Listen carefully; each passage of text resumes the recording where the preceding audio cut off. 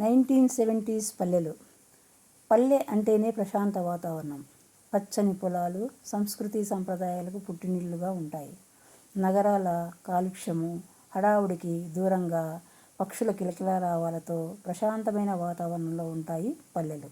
ఇక పల్లెలు అనురాగాలకు, ఆప్యాయతలకు అతీతంగా ఉంటాయి. ఎవరికి ఏం కష్టం వచ్చినా, అవసరం వచ్చినా మేమున్నామంటూ పూర్తి సహకారం అందిస్తారు. ఇక దైనందిన జీవితానికి వస్తే పిల్ల పెద్ద వేకువజామునే కోడి కూయకముందే లేస్తారు. ఎందుకంటే ఎక్కువగా అప్పట్లో వ్యవసాయమే ప్రధానమైన వృత్తి పల్లెల్లో. అందుకే పిల్ల పెద్ద అందరూ లేచి తల ఒక పని చేసుకుంటారు. నిద్ర లేచిన వెంటనే ఇంటి ముందు ఊడ్చి కళ్ళాపు చల్లి చక్కగా ముగ్గులు వేస్తారు. అదొక లక్ష్మీ కళ పల్లెలకు. తర్వాత ఇంటిలో అమ్మ కట్టెల పొయ్యి వెలిగించి పాలు కాచి అందరికీ ఇవ్వడము, టిఫిను, వంట చేయడము చేస్తుంది. ఇంట్లో పాడి ఉంటే బర్రెల దగ్గర పాలు తీయడం కూడా చేస్తుంది. తర్వాత స్త్రీలకైతే పల్లెలలో ఎక్కువగా పనులు ఉంటాయి.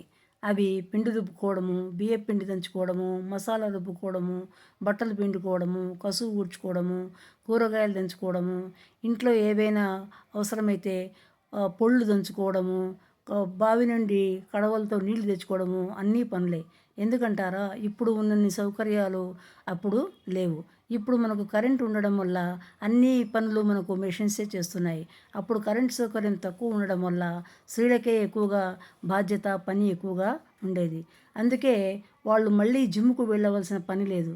కంప్లీట్ ఎక్సర్సైజ్ అంతా ఇంట్లో పని వల్లే జరుగుతుంది. ఇక పొయ్యిలు కూడా కిందవే ఉండడం వల్ల ప్రతి పనికి లేచి అందుకునేవారు. ఇంకా భర్తకు, పిల్లలకు వండి దగ్గర ఉండి వడ్డిచ్చేవారు ఆప్యాయంగా.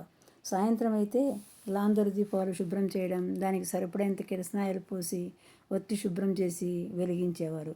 ఇది అప్పటి గృహిణుల జీవితం. మీకు ఎవరైనా పెద్దవాళ్ళు చెప్తుంటే విన్నారా? కామెంట్ చేయండి. తర్వాత భాగం రేపు ఎపిసోడ్లో.